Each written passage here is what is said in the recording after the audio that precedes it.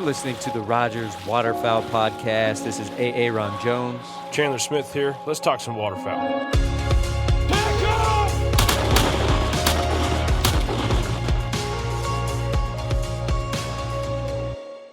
You know, one of the things I think about when I think about forgetting my Lucky Duck is, or just spinning wing, in general, is that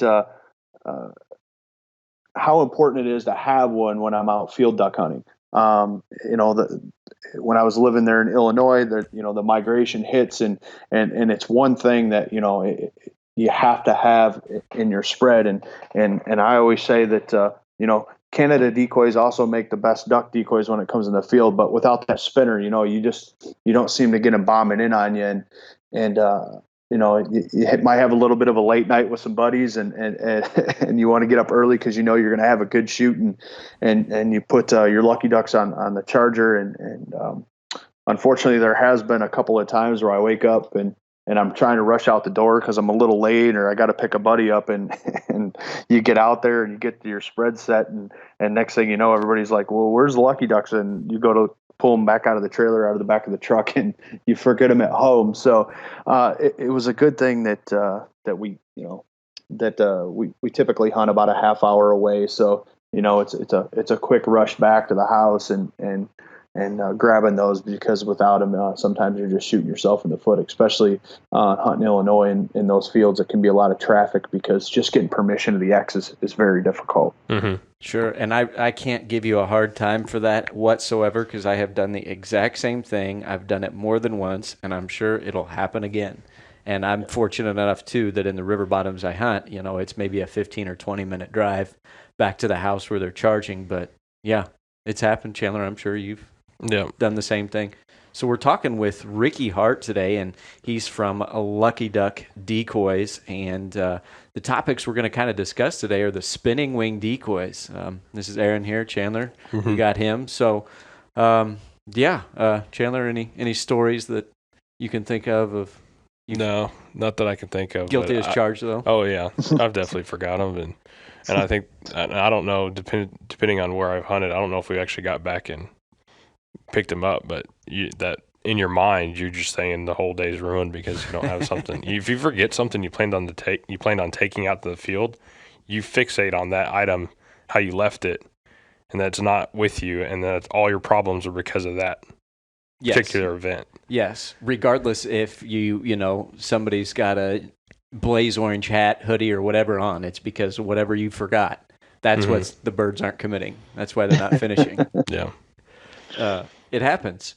Yeah, I mean, for the past quite a bit now, we've been selling a lot of Lucky Duck spinning wing decoys, and they're just they've transformed over the years, and they're just getting better and better every year. Something that came out this year, and we're just going to jump right into it, is a fully waterproof Lucky Duck HDi. Tell us a little bit about that, Ricky. Yeah, so this is something that we've actually been working on for the past couple of years, and you always hear the stories, or you guys from a customer service aspect, you get the calls, my duck fell in the water, or I got into a downpour, and what we try to do is we try to do the best to meet our customer needs, and obviously stay more competitive in a very noisy environment. So we worked on this for the past couple of years, and I'm really happy with the ideas that came together, and how we built this thing, and the fact that we were able to put a lithium ion battery into it. I mean, that was kind of also the icing on the cake with it. So it is completely waterproof. The nice thing about this is it does have the same body as our Lucky HD, that is very popular. It's the number one selling motorized spinning wing decoy currently today. But the nice thing about it is that it's a completely different module design on the bottom. The brain, the battery, everything that's there is actually pulls right out of that module. So if something were to go wrong, or something needed to be replaced or something like that, we can just send that whole unit, and then there's just a cord coming from the motor driving that motor. So it's we tested it. I mean, we pushed it down in the rivers out in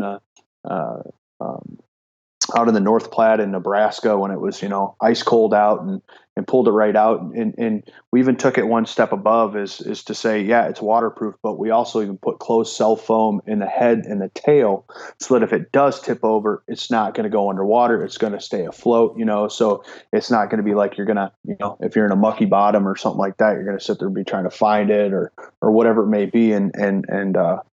It's a really good design, and we've updated the remotes this year. Before, we use like a 243A battery. It was more like a half size of a AAA, and we wanted something that had a little bit more of a stable connection. So we went and was actually easier to get. We went to the coin batteries. We put an on-off switch on the remote. So, we're putting a 7-foot stake with this decoy.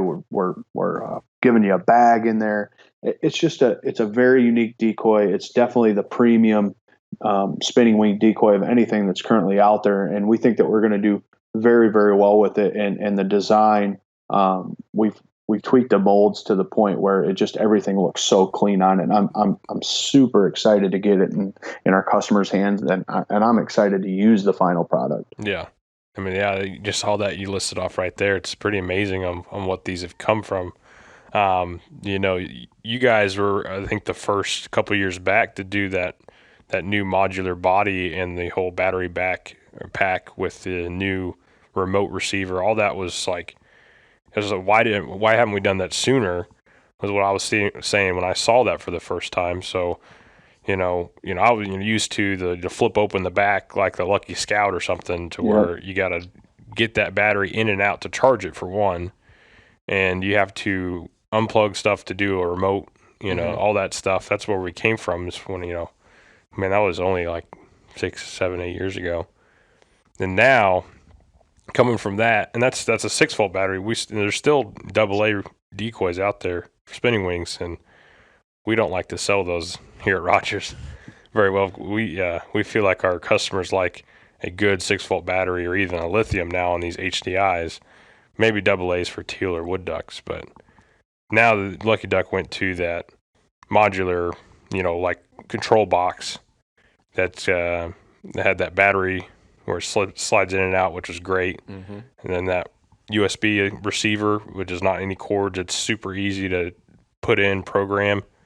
And then that HD mold or the carve is awesome too. I think we've come a long ways that way. And then this guy, it's just like one step up even more.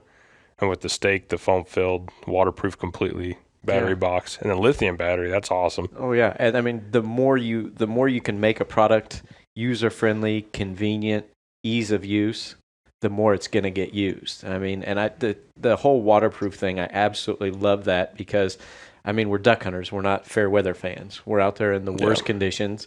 And I've had it happen to where you get a decoy out there. It's on a stake. You don't get it in well. It falls into the water. Kind of makes your butt pucker up a little bit because you're like, well, this thing might be ruined now. You never know. Yeah. And then the 7-foot stake, that's awesome too. Yeah. I mean, that's the one thing you're always either trying to get an extension or, your stake's not long enough. You want to put it out a little further. You want it a little higher. Yeah. I love that. My Lucky Ducks last year, I ended up having to take the bottom section off, remove the button clip, and then put rebar through it so I could get it up over a spot because that's what I had to do that day to hunt that area. Yeah. But it's funny. I mean, it's, you talk about the evolution of spinning wings, Chandler, and how much this thing has evolved. I've been with Lucky Duck now, over 4 years, and where we were at, you talked about the scouts, and, we used to do exclusives with you guys on that, and we did really well. And that's why Rogers has just always been a great partner for Lucky Duck and a great retailer, because you guys carry our whole line of products. But, you talk about the AA's and the lithium ion batteries and the sealed lead acid and the new technologies and all of that. You have this whole variation in your line, whether you start with a Lucky Junior 2 that does operate on AA batteries, and then you evolve all the way to the Lucky HD that runs on a sealed lead acid, and then all the way up into the Lucky HDi, right? Each one has a different feature. So like the AA's, right? Like it's that lightweight feature, believe it or not, when it's 3 or 4 pounds difference because of that battery, people want that AA. Like, let's say if they're hunting down in the woods, right, and they and they're down in Arkansas or something like that, or it was a walk-in, or up in Michigan, they can only get there by walking in, or they have to pack lightweight, or or even from an affordability standpoint, it's the features. But I'm with you guys on the whole rechargeable situation. Is that especially now with the lithium ion, another huge difference with that is just like you guys, I'm sure you have cordless drills, or when you're doing stuff around Rogers there, and that lithium ion drill will run full power until it is just flat dead, right? It just stops. And that's the idea with the spinning wing decoy, is that the sealed lead acid is just like a battery in your car. Like, it'll eventually just kind of just go down, and everything will start to dim, and lose power. Gradually, to where the lithium ion, that spinning wing decoy, is going to run, and then just stop. And another great feature that we added on there is that when you push the power button, it gives you a battery indication. So when it's 75% or more charged, it will be green. When it is 25 to 75% charged, it'll be red, green, and then below 25%, it is going to be red. And then your charging time also is twice as fast. So you get the same amount of battery life. So you're going to get right now our HDs run about 30 hours on the sealed lead acid. The HD might be a little bit less, just because of how tightly sealed that wing joint is. So there's a little bit more resistance there. But it actually spins just a tad faster because of the lithium ion. There's actually 7 volts going to that. And then, with that battery, it'll just, like I said, it'll just run nonstop. So the charging port will be on the outside. The sync button's on the outside. You shouldn't have to go in that decoy for anything unless you had an extra battery and the battery, for whatever reason, died. So it's just amazing how much this stuff's evolved, and the technology that we've been able to incorporate into our products. Yeah, that's pretty neat to think about that, because with those lead acid batteries, when you see them dying, they're not working as a spinning wing decoy now, because the wings are too slow, and way too slow. Yeah, and you just got to pull them. But the lithium running full bore until it just quits. You got to have a good decoy out there in the field, and when it stops, you can just go get it. Yeah, and it's a good point that you say that too. I mean, you think about it, when a spinning wing slows down and you got birds working and it's not out there spinning full speed, you're right. They just don't act right. And there's times where I've seen people, they'll run like a Boss or something like that, a big control unit, and they're running off of a 12 volt, but they didn't put the inverter in. So the wings are spinning twice as fast. So then you actually lose a little bit of that flash. So there's actually a balance in there when it's too fast or too slow, and it doesn't work the right way. So, yeah. And I love the amount of runtime that you're getting out of these now. I remember it used to be, when I first started hunting and spinning wings were brand new, you'd be happy if you could get a full day out of a hunt. Now, with the way these things charge, you can get a weekend. Yes. I mean, two days for the guys that are hunting, Saturday, Sunday. That's awesome. Yeah, it really is. And again, that's us just trying to meet our customer needs. And, we get phone calls all the time, and we listen and we take notes. And we do believe that, sales sells the first one and service sells the next 5. And that's who we are as a company. I mean, we've got great leaders within our company. We've got a great customer service team, and also, our team with retailers like Rogers that sit there and talk about, the hunting and the troubleshooting that customers face, and we get feedback from you guys. So it's just, these are the things that you have to do to stay competitive, but the things that you have to do to serve the customer's needs as well. Gotcha. So let's jump into, a little bit about what are spinning wings, and maybe for someone who's getting into this, who knows about duck decoys, who might not know about spinning wing decoys. Let's might talk about what we're trying to do here, and then we're going to go into field versus water, and go over just like different tactics, what you feel works the best, because I guarantee you've been around these decoys, for a while. In the past 4 years, you've been using them quite a bit. Yeah, I've used them my whole life. I've been actually, I'm 37 now, and I've been in the blind with my dad since I was 5. So I've seen every waterfowl contraption known to mankind out there and tried to do about anything to get a bird to decoy. But as far as the spinning wing goes, I think the most important place for them is in the field. For me personally, I'm more of a field hunter than a water hunter, just because of where I live at. But cloudy days, sunny days, there's an all variation in what the birds see and how many you use. And it goes back to talking about that strategy, and that's where we can talk about that difference between that field and water and what to use and in what different scenarios, because there's so many different things. There's guys out there that use 20 of them. There's guys out there like me that use 2 to 4 of them. Sometimes I use more than that. It really depends on the scenario and the situation. But if there's ducks or potential ducks in that area, or I'm on an X with feeding ducks in a field, there's no way that I am going in that field without a spinning wing decoy. Yeah. So yeah, we'll go over kind of your field hunt scenario. I mean, how many full bodies you putting out? Like I said, I believe that a Canada goose decoy is your best duck decoy, next to your spinning wing. It's just the way that they pop out more. The ducks seem to want to mix into the feed. They're very aggressive feeders. So typically, on a duck feed, I'm going to probably set out, for me personally, I'm setting out, 8 to 10 dozen honkers. And then I'm going to have probably 2 to 4 spinners out there. It depends on the field size. If the field size is really, really big and you need to draw them to somewhere, maybe, across the field or whatever, you try to use a little bit more decoys, a little bit more flash and stuff like that. So I think the biggest thing is knowing where they're feeding at in that field, that if you have that X, that you really need to be, within 50 to 100 yards, because that's the spot that they were at last night. And that's where they're going to be at. And then, having the spinners there and the decoys, that's just, that's the icing on the cake for you, and they'll finish well. And I always say that the most successful hunter spends time behind their windshield. Gotcha. Yeah. Scouting. We've been talking about that all, through these couple of podcasts we've done, is definitely scouting and doing more scouting and spending more time scouting than hunting. So there's probably not too many scenarios where you would go with less spinning wing, but what would be the scenario you would add more? So the scenario where I would really add more would be like in a traffic situation, because I'm trying to pull birds that are going to a different spot. I'm trying to pull them down, or trying to get in their way and make it look like this is something new. It's where fresh birds are going to. In Illinois, towards the last part of the season last year, we hunted some really stale mallards.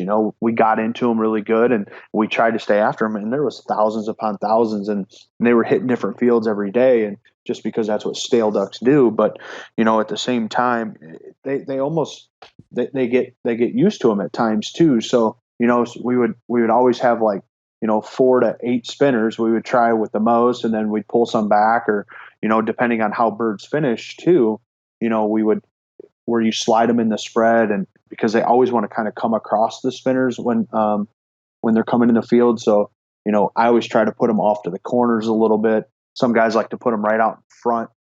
To me, I try to get them to slide across, because they technically want to usually, circle downwind of you. But that's it.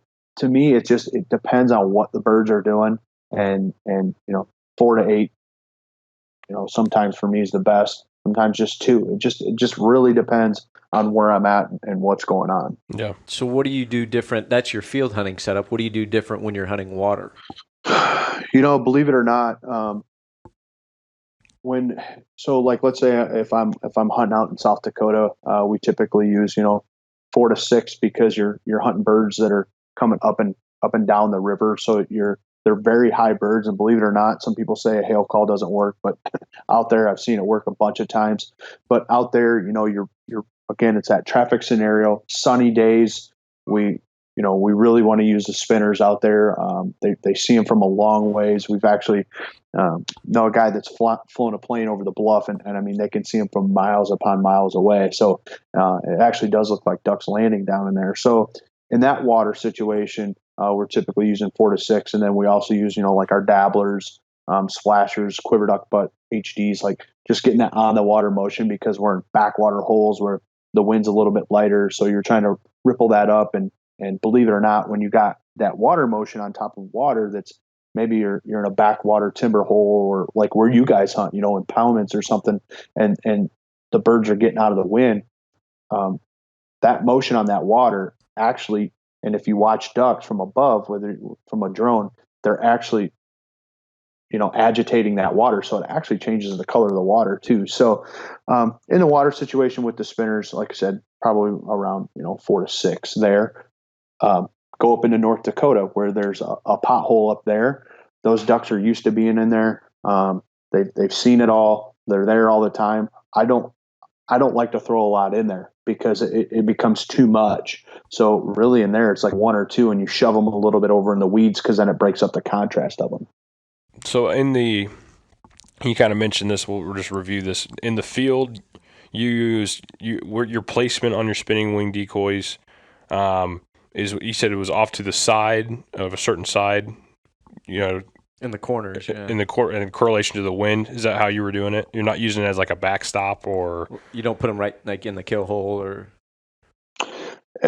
typically I like to put them off to the corners a little bit. There are ducks obviously that they'll cut the spinners and do that, but I like to put them off the edges. And in the corners of the pockets, because they typically sweep, and what it'll do is it actually centers them up.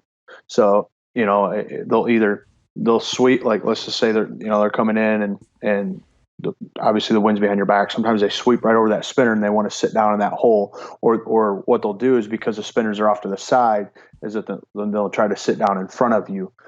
Ducks are very aggressive feeders. For the most part, I watch them, feed it, like I said, a feet ahead of the flocks, or get very aggressive ahead of the Canadas because they want that food, and they're almost like aggressive, like a snow goose, So again, off to the corners is what's worked best for me. And honestly, I love using our tripod stands on our spinners. I like them a little bit lower to the ground, but that's just me. Yeah. I see guys that they'll use a ground auger pole, or they'll buy 2 of our extension kits and they'll have it, 10, 15 feet up in the air, and that's okay. What I found that works for me is lowest to the ground possible. Is that to help make you feel like the birds are going to start working lower and lower? When you got that other spinning wing 10 feet up in the air, they're always going to kind of be above that? Or do you just... Yeah, I think it's a depth perception thing for me. And then quite honestly, a lot of times when I'm hunting ducks, I'm hunting geese too. And I don't, and we know how geese react with just spinning wing decoys in general. Sometimes they get so stale and so educated that just even having a spinner sitting out there that's even not any spinning, they can see that. So when it's lower to the ground, I think it breaks things up a little bit. It seems a little bit more realistic, right? Yeah. Mm-hmm. I get it. So then if you use them in the water scenario, your placement would be is different. Is that right? Yes, to a point. Like for, obviously hunting water, you have your you have floater honkers, and then again, that honker decoy is the best duck decoy there, along with the spinner. I typically, put a spinner in, right on the inside of the honkers, and then, you have your ducks kind of separated or down in a little pocket or something like that. You put a spinner over there. Again, to me, it's all about trying to center those birds up, and very rarely do I ever have them center up and sit down over the spinners. They always kind of want to slide and then just kind of go over them a little bit. They start to slide over them. Yeah. But if you have them spread out and there's a hole there for them to get in, that's what they tend to like to do. Now, there's been times like down in southeast Missouri last year, we had the spinners out in front of us, and the birds were doing that. They were wanting to sweep it. So what we actually did is that we took the spinners and we just pushed them into the edge of the corn, and then they were finishing all day in front of our face. Really? Yeah. Yep. Sometimes it just takes just watching and seeing what things are doing to figure out how to really get them to just sit down, perfect. Right. Move the spinners, turn them on, turn them off. I mean, it's a constant, I don't want to say battle, but or struggle. It is all about placement. And some days you win and some days you lose, but that's why I love the sport so much, is because, they can teach you so much, and there's so many different strategies that so many different people have. And that's just what I found over the years works for me. You ever met a waterfowler that didn't like to fidget with their spread throughout the day multiple times? Yeah, my dad is very adamant about that, and I got buddies that are very adamant about certain poses and decoys, and I'm adamant about my feeders being in the kill hole, or sleepers in the kill hole. Yeah, I'm the same way. I think we all are. Yeah. It's always something. You always got to move something around. Yeah. Yep, absolutely. So another thing we haven't talked about, and I think I love them, is the remote / the timer on the remotes. Right. The spinning wing decoys on a timer is very important to me. I don't know what about you, Ricky? Honestly, I'm one of the guys that are leave it on or shut it off type person. I think from a timer aspect, I think a lot of people that hunt in flooded corn or timber or buckbrush areas where there's a lot of dense cover around them, they like that timer, because then one turns on over here and the other one shuts off, and they're like these constant flicker, these ducks in these back holes, just feeding, to where a lot of times I'm in a wide open field, and if that thing stops spinning and I have ducks coming at me, I'm like, well, most of the time that they just kind of peel out. So I just never really shut them off per se if I got birds working. It goes back to that stale birds thing too. Yeah, that makes a lot of sense. Out in the field, just let them roll, because I kind of use them like you just said, like you have multiple coming off and on, portraying that there are multiple ducks coming in and then sitting down, coming in, sitting down, different times. That's kind of what I visually see myself hunting in these, different, flooded, millet, smartweed, or corn or whatever. Mm-hmm. You're running those type of spreads there, and you got your spinning wings, maybe 2 of them or 3 of them, maybe, and you got them on timers. I just think it shows multiple birds landing at different times. But like on a field, you don't want them shutting off if they can see you from, miles away. So it makes a lot of sense. Right, correct. Yep, absolutely. Spinning wings are not the only thing you guys do as far as, motion on is for duck hunting or goose hunting. Mm-hmm. So, you guys got quite a bit, the whole lineup of water motion decoys too. Yeah, we really excelled in that here the past couple of years. With the dabbler and the floating and the splasher, which is a floating spinner. We have the swimmer, the Quiver Duck Bud HDs. The quiver magnets have always been something we've had for years and years. But yeah, you're absolutely right. And the Goose Flapper, has been a good seller. I think it's going on year 4 now. But we just also we're breaking out this year. It's a new item that's the Super Goose Flapper HDi. So much like in the duck, it operates on that lithium-ion battery, and it plugs into the bottom of that goose decoy. It's a one-piece EVA carving. We really went out and made sure that it looked good, and it has 200% better range of motion as far as on these wings, and we changed the wing material to more of like a Tyvek-ish material so that it'll stand out a little bit more. It has that dull finish, and I'm really excited about that, because the original Goose Flapper, while we've had some successes with it hunting, people have been wanting more of a range of motion out of that decoy. So I'm excited to start hunting over that more this fall, because I just feel like it's a lot more realistic. So for the people that are listening, and they know that you make spinning wing decoys, they know that you make water motion decoys. Do you have a certain preference as far as how many spinning wings you're putting out in the water with how many water motion decoys you're putting out in the water? Again, I think it's all relative to what's going on in that area, the time of the year. If there's migrating birds and fresh birds in the area, that's when I will actually, I tend to use those, 2 to 4 spinners in a water spread. If we're talking stale birds and things like that, that's where I actually look to focus more on the dabblers and quiver products, just because I think that they're so used to seeing the spinners. So I just like to mix it up and put a little variation in there. So sometimes, believe it or not, I just leave the spinner at home and I go default back to some of those water products, because they seem to work better. And I'm just trying to be different than the guy, down the road from me. Yeah.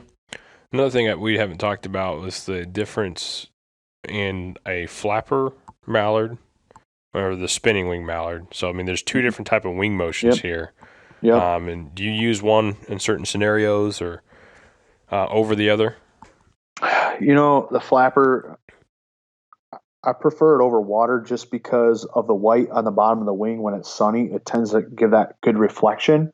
Um, you're not going to notice it from a ways away like you are a spinning wing. It's just a subtle motion.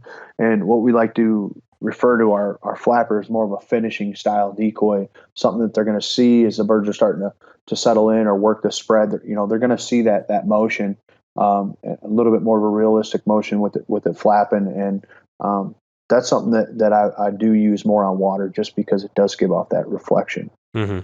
Yeah, the white's under the wings, and they're actually doing a flapping motion, not a spinning motion. Correct. Yeah. That makes sense. What do you think is some of the most important things to take into consideration when using spinning wing decoys, whether it be field hunting, water hunting? What do you think people need to focus on? They need to focus on doing their homework. And by homework, that's goes back to that windshield time and really watching and seeing what the birds are doing and understanding, hey, are these stale birds or is there fresh birds mixed into with them? How are they acting? Are they just sitting there circling fields and not really going in and dedicating to feeding? And, I'm a bird watcher. I love to go out and scout and get an understanding of what's going to go on the next day, because there's been so many times where, and I know that we all live busy lives and work, during the week, and we just try to get out the best that we can on the weekend. So sometimes it's tough, but if you can actually take one of your days that maybe you're hunting and get out and do some scouting and find yourself an X or find out what's going on with the birds. A lot of times you'll find yourself to have a higher success rate because you did your actual homework instead of just going out somewhere and hoping for a good shoot. Yeah. Yeah. That's, homework scouting is crucial. Yeah. Yeah. And watching weather patterns and pressure and all that kind of stuff. I mean, it's all relative to, when to take time off and when to go. It's crazy how quick a duck can move and be somewhere tomorrow and again be gone. So it's a challenge. And a lot of times, like you said, watch the weather. A lot of times too, it's the weather's been cool, and all of a sudden you've got this crazy cold front coming through. If you're a water guy and you're hunting, knee deep or less water, you need to get out there because it's going to freeze up on you, and then you got a whole other world of problems. But yeah, weather too, absolutely. Yeah. Yep, very much so. And that's a great thing about this sport and this tradition is that it's evolved so much, and there's so many good products out there for people to try, and there's so many new products that we've come out with for people to try, and just trying to make people's hunt easier and more efficient and more effective. And but when it comes down to it, the biggest thing is just trying to line yourself up to have the best day possible. Yeah. So you also make decoys, standard decoys, and you got some pretty unique features on some of those. What's it look like for 2018? We got the deception mallards. What else we got coming out? So we also have the deception honkers. So it's actually a fully collapsible decoy. It weighs half as much as a standard decoy. So most full bodies that are a little bit of EVA with some PE plastic mixed in. This is a 100% EVA decoy that's collapsible. So it gets down to the guy that's beats on their equipment and might be a truck hunter that wants to pack in and go somewhere. That was the idea behind this. The deception mallards is, believe it or not, a dozen of those weigh and rigged weigh as much as weigh half as much as 2 dozen of a standard decoy rig. So it's a very unique material, and the durability behind it is absolutely amazing. And it takes a special process to be able to do that. But it just makes things so much more lightweight, especially if you're in a boat or a situation like that with our ducks. Is that you start getting 3 or 4 guys in a boat, and you get weighted down with gear, guns, and bags, and decoys. Decoys weigh a lot. You start putting weights on there. They start weighing, upwards of, 2 to 3 pounds a piece on these mallard decoys, to where ours, when you add a 3 ounce anchor to them, they're going to weigh in around a pound. So it's very light, and very effective, and very efficient, and they look fantastic. Yeah, the carve on them is very good, and they're priced right for a collapse. You guys were one of the first on the market, if not the first, with Yep. the collapsible decoy. Mm-hmm. Yeah. And Yes, we were. Yep. and then the price is, I think it's running 56, correct? So yeah, you're absolutely right. And the strategy behind that is that we knew that while we've always been known for our motion decoys and predator decoys and kind of dove stuff, the going into the static decoy market, we knew it was going to be challenging, because there's so many nice decoys out there, and there's so many brands that just kind of, that's what they do, and they're well known for. And we wanted to have something that was just as effective as these premium brands, but that also serviced the customer as far as saving them money, from an economical standpoint. So yeah, you're right. They're $50 for a 6-pack, and a lot of times you can find, crazy deals out there through, whether it's Rogers or some other retail outlets as well, that just have really good deals on them. And I believe that they're a very good product, and you don't have to weight them down a ton to get them to hold, because they're not a heavy decoy. Yeah. So some other packable mallards like that, or collapsible mallards, are probably about the 130 to 140, 150 a dozen range, and you guys are coming at $100 a dozen. So it's a great value already. It's funny that you talk about that too, because it's in thinking about decoys in general, like, and the challenges that we all face as a manufacturer, and trying to meet hunter demands, and paint adhesion and everything. And it's like, what it boils down to is you're really buying a decoy from a retailer that is $10 a piece, and I think that that's very cost effective. For the same time, for the durability and quality, I don't know when the last time it is that you spent $10 on something that was going to last you, 2, 3, more, maybe even more years than that. But I mean, I can't think of the last time. Mm-hmm. Yeah. And that's always going to be the battle, as a consumer. Hunter, you always want something that's better and better and better with constant improvements, but at the same price, or at the same point, you don't want to pay anymore. And it's one of those things that, having worked on both sides, being both consumer and manufacturer, we tend to understand that, yes, you've got to increase the price if you want a better product, but it's tough to get consumers to see that sometimes. Yeah, it definitely is, and that's the challenges that we all face as retailers, and of course manufacturers, and just trying to let them know, hey, we're really trying to help you guys out, and we're trying to offer the best product possible, at the best price possible, and just really know that when you think about when you're buying decoys, how much does that one decoy actually cost you? Yes, you're buying 6 or 12 of them, and yes, they're over $100, but how much was that one decoy? So it's a very interesting market, when it comes to the hunter. Yeah, and I think that the collapsible goose full body is a great idea also, because sometimes you got fields where you might not be allowed to drive your trailer to like the X where you're going to set your all your full bodies up around it. Sometimes you might have to use an ATV or walk in. You might have to you could park on the ditch or the gravel road or something, but you got to get your decoys to the middle. And those lightweight decoys are gonna make it a lot easier, because I've hauled some big heavy decoys. Oh man, Two guys that sometimes are like a Bigfoot, two guys a bag, and it weighs a ton. But I always told myself at my age, in my early 20s, I didn't mind doing walk-in hunts, and in Michigan and even in Illinois. The thing is that they're starting to use a lot more implements in farm practicing now. They're disking and chisel plowing fields in the fall, to where before it was like no-till, so they never really touched the fields in the fall. But now they're chisel plowing it, and so it takes a lot more time for the ground to freeze. It's easier to get a truck stuck, and you know how much that upsets a farmer. So it's, to your point of using ATVs and UTVs and trying to get into a field, those decoys would be very effective in that situation, because when you use a standard full body decoy, again, they weigh twice as much as this decoy.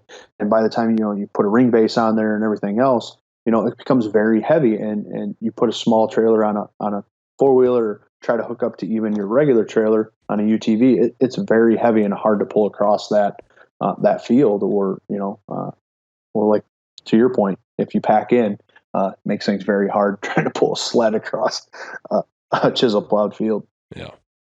So really, I mean, Lucky Duck, masters of the deception. You guys sell about all to go out there and get yourself out waterfowl hunting. I mean, you got from duck decoys, goose decoys, spinning wing, water motion, Everything. flapping goose decoys, and then we got even some snow rotary machines, all sorts of stuff. So if you're out there, trying to build and get this, participate in this hobby and enjoy, waterfowl hunting, I mean, you guys offer the whole line, almost about everything you can think of. Mm-hmm. Yep. And we're going to continue to expand that and be that brand that everybody can go to and rely on. That, I guess you could kind of label it as a one-stop shop. That, we want to be able to provide you with the best products available out there at a great price and with excellent service. And I think that we're doing a good job and making some headway in that direction. So, if you're a duck hunter, we have it all for you.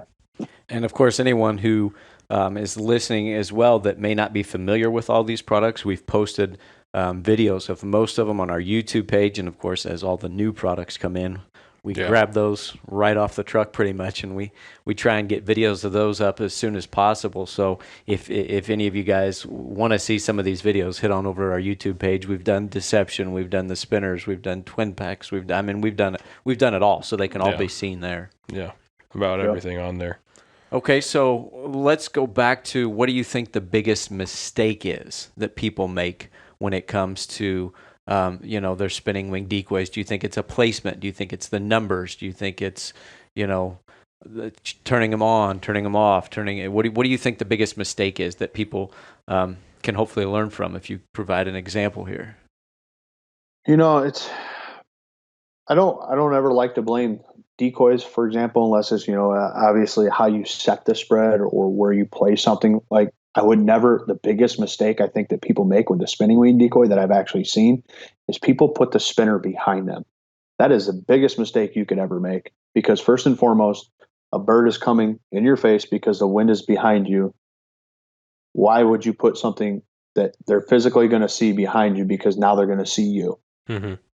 I've never understood why people do that sometimes. I think their idea is to bring the ducks in really close, because they're using the spinners as a attractant, as a back wall. The ducks are going to come right at it, and then they're just going to pop out. But I do, in everything waterfowl I hunt, I do not like to bring any attention in where I'm at, because I think hiding yourself is very, very, very important.